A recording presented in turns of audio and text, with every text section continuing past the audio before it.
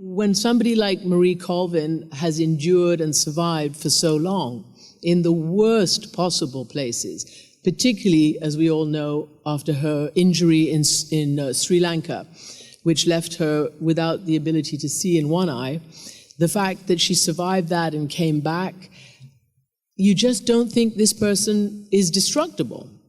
And so when she was killed, it was, I mean, I can't even begin to think what it was for her family. But for those of us who were her professional family, it was, I remember screaming when I heard it. I had been in Switzerland the week before, and a very, very good colleague, and it was about this time last year when we were in Switzerland. My son was at a student exchange there, and it was President's Day weekend. And the first terrible piece of news we heard that weekend was that our colleague Anthony Shadid had died.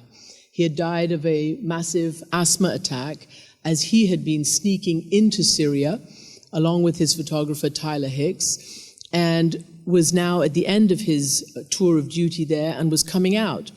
And he died of a massive asthma attack, and we just couldn't believe it, because again, he had been with us in the Arab Spring, covering so many of those stories. I had seen him in Cairo. I had him as a guest on my This Week. At that time, I did This Week on ABC News on a Sunday morning from Cairo, and he was part of my round table, and that had been the last time I saw him.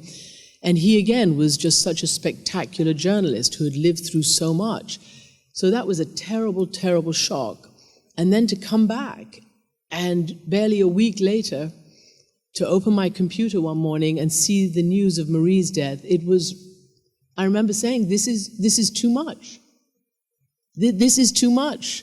The price is too high.